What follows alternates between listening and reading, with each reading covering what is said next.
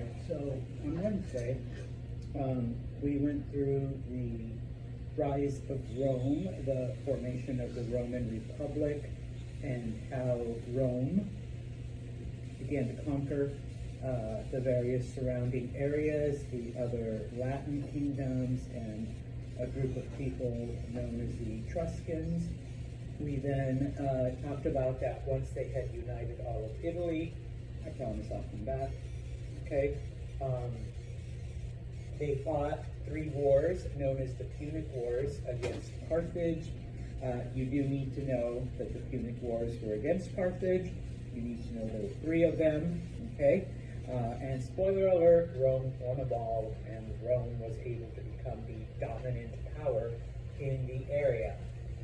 You should also be familiar with the fact that after conquering Carthage, Rome begins a period of very, very aggressive expansion, eventually conquering the entire Mediterranean area. I'm not going to ask you to remember Latin other than the phrase Pax Romana, because it is considered the golden age of Rome. Pax Romana means Roman peace. Okay? We then talked about how, coincidentally, after about 450, 500 years of the Republic, we begin to see social upheaval, where, many of the people are losing their rights, their privileges, their land, all of that stuff. Eventually, this leads to a period of civil war where Julius Caesar basically comes out on top. He is not emperor. He is a dictator, though. He is a tyrant. And so he is eventually assassinated by members of the Senate. His nephew, Octavian, takes over, and first he hunts down and kills the people responsible for Caesar's death, and then he basically eliminates any competition because some people felt that he wasn't ready to take over. So he ends up finishing them off, and once again, promise I'll come back. And so he becomes the first emperor. Remember that the name Caesar at this point becomes the title that all emperors have. Okay? And like I said, we enter the period of Pax Romana, 200 years of peace, prosperity. Roman society grows, business flourishes, basically everyone's successful. Now, socially, okay, Rome is prospering, okay? But behind the scenes, all right, you do have a system of government now because, remember, the Republic fell, so all of the previous institutions are gone, so no more Senate, no more Assembly. Basically, the emperor is the word in everything. And so there is quite a bit of upheaval, okay? And once again, it's kind of like a weird thing because, yes, it's an era of peace, it's an era of prosperity, it's an era of advancement. But during those 200 years, there were 22 emperors that ruled. Out of those 22, 15 of them were either assassinated or committed suicide, okay? We're not 100% sure. I'm sure some of them probably did because, ruling an empire, doing all of that stuff, I'm sure it could take a toll on your mental health. But you do have instances where emperors are assassinated by family members, by other military people, by people who don't like what they're trying to do, by people who, might be losing out on business, etc., etc.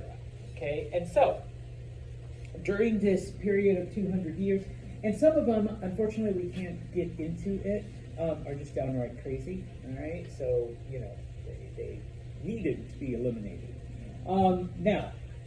During this time, then, the various emperors begin to make changes. okay, in order to, try to avoid getting assassinated or suicided, type of thing. And so one of the first things that happens, okay, is that, once again, the military changes, all right? The military now becomes a professional, a social class type of thing, okay? Very similar, let's say, to the Spartans or even to the Varnas of India, where when you volunteer for the military, once you enlist, you are a soldier for life, okay? This now becomes a type of warrior class, okay? Number one. Number two, you no longer swear allegiance to the government, to the republic, to the empire, whatever. You swear allegiance to the emperor, and you're supposed to only take orders from the emperor, okay? This is done in hopes of, guaranteeing that should anyone try to assassinate him, he has an entire army, all right, to protect him. So, we go from the Republic era, where the army is disciplined and instilled with values and pride and never surrender, fight to the death, etc., okay, to after the Punic Wars, we're going to draft you at 17, so every man, okay, now you're in the military, you're going to serve for 10 years, warfare is going to become a part of your life, and a military discipline will guide you to, once you enter the army, you're a soldier forever, okay? You are the warrior. You are the warrior class. Nothing else in life will you ever do, and you swear an allegiance to the emperor, okay? Now, of course, every now and then it was the actual soldiers that killed the emperor, so it's not as if the oath meant that much to some of them, okay? But, it is changed in that way, number one, okay? Now, there's a bunch of other things that happen, but unfortunately, once again, we can't get through all of them, so I'm only going to discuss the two most important ones, okay? And this is actually taken from Darius's playbook, all right? First off, the emperors begin to divide the empire into provinces, okay? In this case, the Romans do it into 40, all right? Once again, using the example of Darius and 19 satrapies, okay? This way, the emperor does not have to concern himself with the day-to-day running of every single thing that is happening in the empire, okay? He wanted to pass off that daily governance to other people. And so, the emperor assigns governors to these 40 provinces, okay? He's the one that picks them, all right? Most of the time, they were friends of the emperor, okay, relatives, maybe someone who I owed a special favor to, okay, and so I'm paying you back by making you a governor, all right? The thing is, though, is that most of the people were Roman, were from Rome, okay? So Rory here is one of my friends. Oh, wait, no, not yet. You're not my friend yet, okay? But, promise I'll come back. These are the 40 provinces that are set up.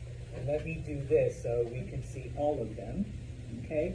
Many of the names that the Romans gave them kind of morphed into the names that, we call them today. So like Egyptus, all right, that was already there from Egypt. But, the province of Arabia, eventually all of this was called Arabia, and, we call the people Arab, all right? Germania up here, all right, eventually that becomes Germany. Belgica, okay, Belgium. Britannia, eventually that becomes Britain, and so on. Like we take the Latin name and adapt it, okay, to the modern term. Originally, Africa was just this part right here where Carthage existed. Eventually, it becomes the name of the entire thing that's there, okay? And so, Now, Rory is my friend, and so I as a good friend, I assign Rory the governorship of Egyptus. Okay? Rory's not Egyptian. Rory was born and raised in Rome. Okay? She's as Romans can be. Okay? Doesn't even speak Egyptian or Greek or anything. All right? So typically, what these governors would do, okay, is they would enlist locals to help them. They would form councils or advisory boards, or a group of whatevers and whatever you want to call them, Rory's helpers and plus, I don't know, type of thing. And so in this case now, you have, your local people who give you advice, who give you, insight into, Egypt and Egyptian culture, and will translate for you and whatnot. Okay? Now, in order to guarantee loyalty, many times, okay, the governors would find slaves or people who had just somehow earned their freedom and free them if they were slaves, and then promote them to be their advisors. Okay? And so now, Rory not only took me out of slavery, I was a slave. Rory bought me and then gave me my freedom, but then made me her top advisor for agriculture. Okay? And so now, because as a slave, I worked in the wheat fields. And so now, not only did Rory give me my freedom, but now Rory gave me this important position, all right, where, like, I'm only second when it comes to agricultural affairs. I'm second only to Rory, right? So I'm not going to betray her. I'm not going to, turn on her. Not the person who not only gave me my freedom, but then gave me all this authority. Like, hell no. Okay? And so, many of the provinces were actually run this way. Okay? And so we'll give you an example on Monday, because we'll get into a slightly different story. Okay? Now, in addition to this, all right, you got your provinces. Okay? Another play out of Darius's playbook. Yes, we're collecting taxes, but it's not the government that's doing it. Okay? We are allowing private companies to collect tax revenue, and then after taking a small cut for themselves, they pass it on to the government. Okay? Because remember, we all love taxes, right? Yeah, ever?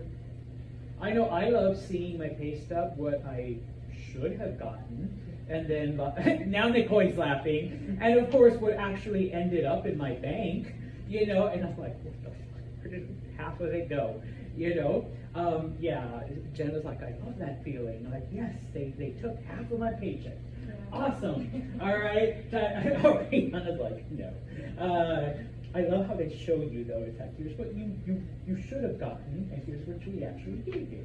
All right? Well, if you're going to be pissed off, if you're going to be angry, if you're going to, try to kill anyone, it wasn't me. It was Amanda's taxes and stuff that collected the taxes. I mean, we only control what they give us. Sometimes I think Amanda might even be cheating us too. So, the people now, if they're going to be angry, they're not going to try to assassinate the emperor or even the governor. They're going to go after the tax collectors. Okay? So, and that's why Darius did it. And this is how, the Romans, once again, are trying to take, some of the stuff away from the emperors. But anyways, we still see emperors being assassinated and whatnot, but not as much. Okay, so it kind of works. Okay, so once again, the map, all right, of the various provinces. Okay, and so looking at life in the empire. Okay, because once again, I promise I'll come back. They've conquered everything. Okay, it's the biggest empire up until this point. They control the Mediterranean. They control Africa. They control the Middle East. They control most of modern Europe. Okay, and so we see during these 200 years a growth in population because, once again, everything's at peace, unless you're an emperor, okay? Most of the people, most of the cities, most of the growth happens in what is called the core of the empire. Now, obviously Italy, okay, because that's where Rome is, that's where the Italians are, okay, so that's where you see a large amount of growth. Spain becomes an area of growth as well because once the Romans move in, they discover a beautiful area, beautiful climate, soil that's very fertile, and pretty much anything grows. So it becomes an important place for agriculture, okay? Africa, number one, remember Carthage is located in North Africa, so the Romans had conquered, all of that area. But what a lot of students sometimes forget, and I need to remind you, Egypt is in Africa, okay? For thousands of years, Egypt has basically been a breadbasket where all kinds of food grows. And for hundreds of years more, even after, Egypt is going to be important agriculturally, okay? And so most of the wheat that goes to the empire comes from Egypt, okay? Turkey. No, not the birds, and no farms, okay? But even, starting in ancient times, Turkey is mountainous, and I guess I should say Anatolia, is very mountainous, and so it has different metals and precious stones, and so it becomes a center of mining. Okay, the Romans are able to, harness, all of the copper and the bronze and the iron and the gold and everything else that's coming out of that area. All right, now, when it comes to the Roman cities that are built in these areas, they are all modeled after Rome, okay? And so, number one, and I'm just going to do a square because I really can't draw, so unless someone more artistic wants to come up here, all right? But they all had walls, okay? Every new Roman city that was built with walls. It was kind of the thing during these times, but also, I know we're at peace. I know we're not fighting anyone anymore, but you never know. Okay, so let's build walls. Okay, all of the streets in the cities are at right angles. Okay, there is a reason for this. We'll talk about it on Monday, unfortunately. Okay, at the center of the city was something known as the Forum. Okay? The Forum was basically an open air market where you could have a market, I suppose. There was like a covering a roof for bad weather, but then it was open, like, kind of like a giant tent, except it was solid. Okay? This is where people came together to talk and discuss current events, discuss politics, discuss literature, discuss drama, basically whatever, there weren't coffee shops back then. So this is where you got together with people and you're going to have like an academic chat. This is where you catch up with people. And this is where, we have people then preaching whatever religion, whatever philosophy, whatever theology, whatever, they went to the Forum, okay? The city of Rome had over 1 million people during the Golden Age, during Pax Romana, and while to us it may not seem that much, okay, you got to remember, this is 2,000 years ago, all right? To have a city of 1 million people, that's huge, all right? That's like a giant accomplishment there. Now, yes, it was crowded, and then, certain things grew to be unsanitary, but the Romans are like the best engineers in history. So pretty soon, they take care of those issues. Okay? Now, finally, when it came to the cities, okay, all of them had a theater. So I'm going to draw a Greek-style theater. At least I'm going to try. Okay, so all of them had a theater. So there was always some kind of entertainment, some kind of, usually a play, some kind of show that you could see. And then all of them had an amphitheater. If you don't know what an amphitheater is, it's basically the Colosseum. All right. Obviously, the Colosseum in Rome is the most famous of the Roman amphitheaters, but every Roman city had a Colosseum. All right. And sometimes it was smaller. It was usually smaller. Okay. But they were there. That's where you went for whatever entertainment. You want to see gladiators fight? You went to the amphitheater. You want to see lions fight tigers? You went there. Okay. You want to see humans fight bears? That's where it did happen. That's where you went. Okay. In the Colosseum in Rome, we have recorded that they flooded it once and then recreated naval battles. Like if you wanted to watch, like, hey, let's watch a war movie. Okay, so let's put fake boats and water and let's do all of that. Okay, so you had all of that in pretty much every city that the Romans built. Okay, now a couple of other things that we get thanks to the Romans. All right, number one, all right, their legal system. Okay, now, Mr. Santos, but we've already looked at some of the laws and stuff, and Hammurabi's code, and eye for an eye, but not really, because if you were lower class, if you were upper class, if you lose a tooth, you pay a fine, you get killed. Yes, okay, but the Romans were one of the first to institute the very complex and multifaceted laws that took pretty much every situation into, how a decision was made. Okay? Now, the Romans are the first to institute the idea of lawyers.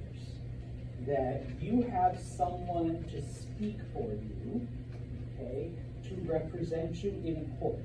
The concept of lawyers was not a part of Hammurabi's code or any of the other legal things we've looked at. Okay? So if you hate lawyers, you can thank the Romans. Right? They're the ones that came up with that. They're the ones that came up with the basic outline of the court systems that we have today. Okay? Even though Hammurabi's code did dictate how people acted towards each other, and how children were supposed to treat their parents, and all of that kind of stuff. Remember that for most of the things, like women, if they cheat on their husbands, or if your neighbor, if you think they're a witch, remember that for most of that, the penalty was death. All right, most of you got it right. It was drowning. They threw you into the river. You only got away with a fine if you were a higher class than the person that you harmed. But that was actually criminal. That wasn't my wife cheated on me, type of thing. Okay? When it came to the Roman justice system, they took into account all of the nuances and all of these other things. Okay? So Jenna's tree falls and destroys Megan's she shed during a storm. Okay? Jenna doesn't control the weather, and you can't say, well, Megan should have built it somewhere else, not in the way of the tree. Nobody really knows, what's going to happen. And so Megan, sues Jenna for either compensation or for a new shed. Jenna says, no, I don't control the weather, I don't control the tree, I didn't tell the tree to fall. Okay? Under Hammurabi's code, whoever lost this case would die, type of thing. Under the Roman laws, though, they took into consideration all of the things and basically said, well, Jenna, it was on your property, so even though you didn't push the tree over or tell the tree to fall, or it wasn't your fault that it was a windy day, you either need to provide X amount of money, or replace her shed, or build one yourself on her property. Okay? And so, yeah, okay, it's the Romans that came up with all of that. And many modern court systems, not all, do base some of this, okay, on the base their legal stuff on some of the old Roman traditions. Okay, now, here in the United States, we've already copied one thing from the Romans so far that we've mentioned. Okay, remember the Romans were a republic. They had the two houses, you know, you voted for representatives. We already took that, all right? Not literally, exactly, but we took the basic outline. This is where we get some of our legal codes and legal precedents and legal formalities, okay? Also from Roman structure and from Roman law, okay? Obviously not all of it, all right? But we do take some, okay? The next thing that the Romans come up with is something known as the system of patronage, which throughout the Middle Ages and even into colonial times was how, you know, knowledge and skills and wealth and whatever was passed on. Now, amongst the Romans, it started as somebody who's wealthy, somebody who's rich, has a responsibility towards someone of the lower classes to pass on these things. Later on in the Middle Ages, okay, I'm a carpenter. And Jenna wants to learn carpentry, so I take Jenna on as my apprentice. Okay, I become her master, her teacher. She's my apprentice. I'm supposed to teach her carpentry, and in return, Jenna will do what I say and learn these skills, and then after X amount of years, you know, Jenna is ready to be a carpenter on her own, and then after more years, Jenna can take on apprentices and teach them. And for about 1,000 years or so, that's how knowledge got passed on. That's how skills, you know, went on to the next generation and whatnot. Well, this started with the Romans, okay? And there were rules that governed these relationships. There was rules that governed what the teacher could ask of the student, what the patron could ask of the dependent, and what they had to do back in return, okay? And if me as a carpenter was a shitty teacher, you know, Jenna could say, hey, I've been his apprentice for 7 years. I can't even nail 2 boards together, you know, so I'm going to be like the worst carpenter ever. But I've cleaned his shed, and I've cleaned his workshop, and I've gone on errands, and I've collected, you know, fee, and I've done like all the stuff that he asked, but I've never learned how to be a carpenter. Okay? Or by the same token, I'm like, you know, sorry, Jenna's stupid. She nails boards to her head like that Patrick meme. You know, I've tried, like, you know, giving her easy stuff, hard stuff, you know, nothing works. So, you know, this system, I mean, we really don't do it much anymore. Not the way it was done in the past. Although some people are like, no, you know, in some of the trades you still see, like apprenticeships and things like that. But all of that comes from the Romans, all right? The Romans are the first to do it. Finally, the idea of citizenship is a Roman concept, okay? Before the Romans, nobody thought of, like, you know, I mean, we conquered you. That's it. Now we're going to forcibly assimilate you by having our men mate with your women, and so now the children will be, you know, Assyrian or Persian or whatever, okay? But the Romans were like, no, there are certain privileges that you get if you agree to be loyal to us, all right? And don't go back to your previous life, okay? Now, today, we have that idea, that concept of citizenship, you know, pretty much in every country. But when you look at the United States, What's the main thing, the biggest thing that a citizen can do that a non-citizen can't? Vote. All right, vote right here. Because that was an important part during the Roman Republic. Okay? Once the Republic is gone, though, all right, the vote doesn't matter. That's you know. But during the Republican era, yes, that was held in front of. Okay, yeah, I know we conquered you, Rory, but you want to be a part of how everything gets organized? Pledge your loyalty, we'll give you citizenship, and now you get to decide how things are done. Okay? During the imperial era, and also during the Republican, but mainly in the imperial era, number one, as a citizen, you could travel wherever you wanted to go without permission. What do you mean, Santos? Let's go back to this, okay? If you live in Egyptus and you wanted to travel to Judea, okay, if you were a citizen, you could just pick up and go. Like, there you go. All right, I'm in Judea. All right, here I am on vacation. If you were a non-citizen, so you were Egyptian, Egypt got conquered, okay, but you never became a Roman citizen, you would need permission from the governor of Egyptus, you would need permission from the governor of Arabia, and then you would need permission from the governor of Judea to be able to travel through and to that destination and to be able to leave your own province. Okay? So, freedom to travel was a perk of citizenship. Okay? Let's go back here. Okay? Perk number 2. Freedom from abuse.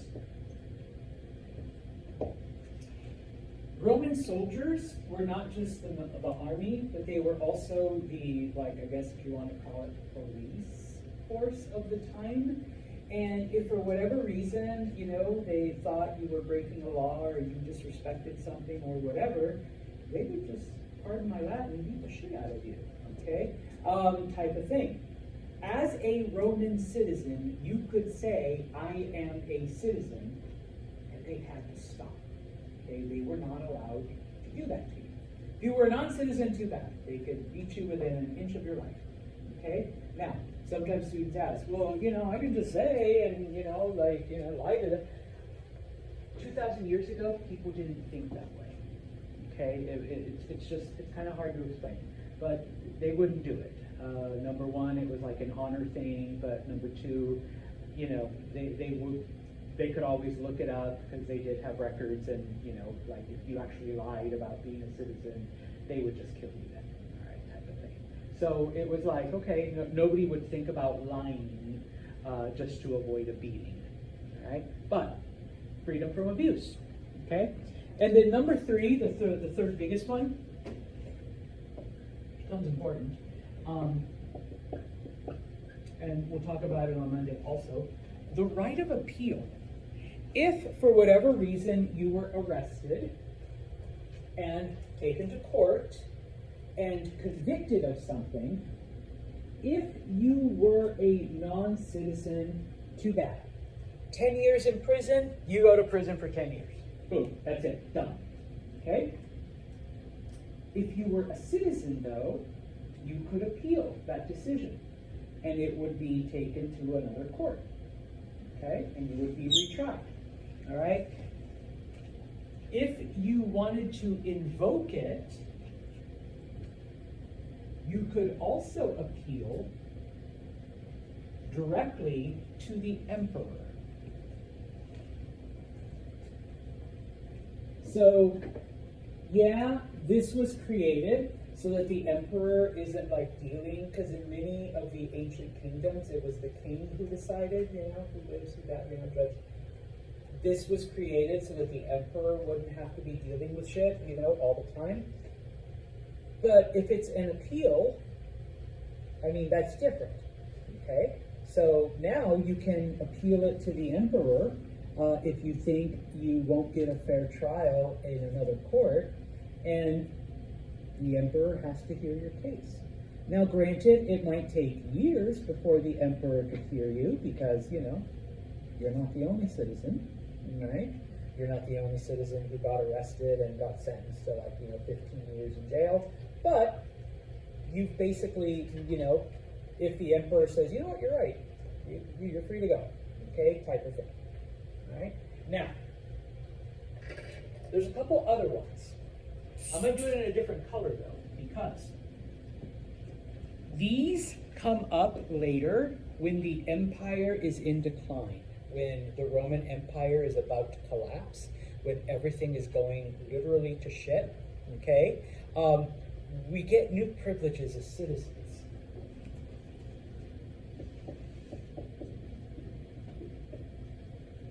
Like I said, this is towards the end of the empire. If you're a citizen, number one, you get free bread, okay? You can just go to any wherever, and as a citizen, the government would pay for your bread. I know, free food, okay? So that's good, right? Okay.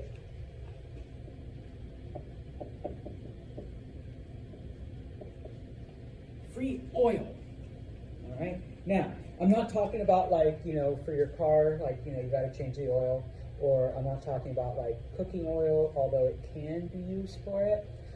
Back then, in order to see at night, people used oil lamps. If you want to think of it like kerosene type of thing. So you got basically free electricity, free power. So you got oil so that at night you can light it and you can see. Okay, so you got free oil. All right. Finally, free entertainment. All of your tickets to the Colosseum or whichever amphitheater was in your city, if you were a citizen, you got it for free. Non-citizen, you had to pay. Okay? Now, if the empire is literally falling apart, you're being invaded by German tribes, you are in the middle of a civil war, the government is falling apart, why would you give the people free food, free electricity, or free power, and free entertainment? Well, free food because they probably are starving people. Mm-hmm. Free entertainment just makes sense because during times of war or like distress, it would help like kind of keep people calm and keep people happy. Okay. When things are bad. But wait, There's a Roman historian who called it bread and circuses. When things are going to hell, keep the people fed and keep the people distracted, and they won't notice that shit's happening out there. Okay? Some people like to compare certain countries or certain times, like, yeah, when the government starts giving you free stuff, or when they say, you know what, Ariana, here's free Bills tickets. Or here's tickets to your favorite basketball team. All right, free of charge from the government. There's shit going down. Because they're trying to distract you from the actual problems. Okay? And that's what the Romans were trying to do to the average citizen. Okay? But these are the perks. These are the privileges that you get for pledging your loyalty. All right? The Romans came up with that. All right? So today when we talk about, yeah, I'm a citizen, yeah, the whole concept of citizenship comes from Roman times. Okay? Now, yes, one more thing. Okay? We got plenty of time. All right. So, these areas that the Romans settled and what brought about these 200 years of prosperity, okay, is the fact that Rome was able to provide all kinds of food, all kinds of options, all kinds of things for the people to take a part of, okay? And so we see the expansion of agriculture, and we see the birth of what we later call plantation agriculture taken to a new level, okay? Now, the three main agricultural areas were, once again, Africa. And when I say Africa, I mean North Africa, like Egypt and Carthage and like those areas. Okay.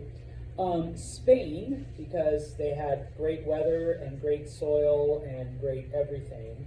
And then specifically southern France. Northern France is gross, but southern France, pretty much everything can grow there.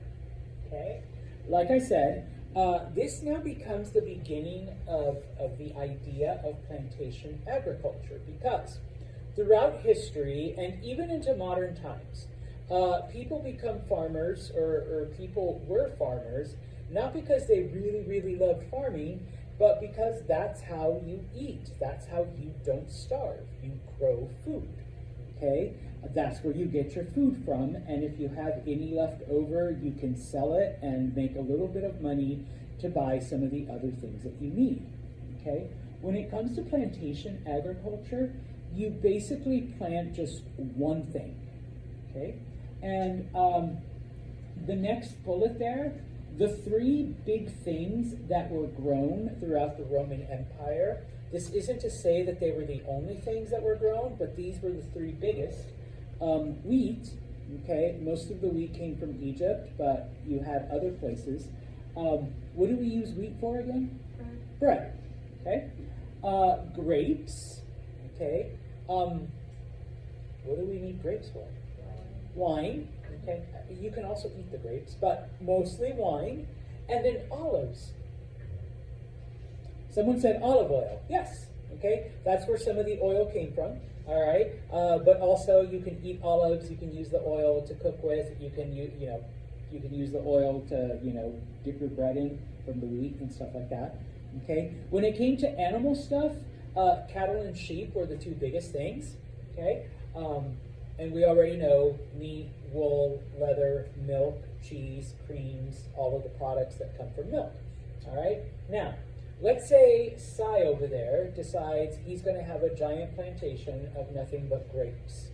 Okay?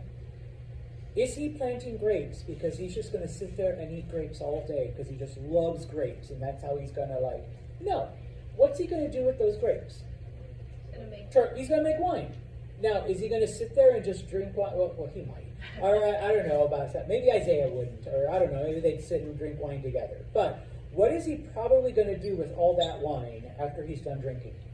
Sell it. Yeah, you sell the wine, and you use the money to buy, the food that you need, the clothes, the whatever. Okay? Now, of course, if you have a big enough plantation, you're not going to be able to do it yourself. You do not want to spend too much money on paying people. And so we see the expansion of chattel slavery. Remember, chattel slavery is when you buy slaves strictly for the purpose of doing the work that you don't want to do or you can't do. All right? Now, but Santos, they've conquered the entire known areas. And typically they got slaves by, capturing prisoners in war. So what? How are they going to get more slaves? FYI, during this time, once again, I'll come back, they actually traded with the Germans. All right? The Germans went out and captured other Germans and sold them into slavery. You also had areas like near Judea and Syria and Mesopotamia that captured people. And then, of course, places in North Africa that captured people and would sell them into slavery, okay, for this, all right? And so, eventually, it becomes so profitable that, people are like, basically like, once again, bless you, remember the whole patronage system? Hey, I'm going to write down my notes and share them with anyone who wants to start a pretty big farm, who wants to know how to grow grapes and make them into wine and how to sell wine and, make the most money you can, all right? And, land in southern France, there's plenty of it, and, grapes grow pretty good there. So, boom, okay? Now, how are we going to get Cy's wine from France all the way to the markets in Rome, okay? And so this is where The Romans are basically some of the greatest engineers in all of history.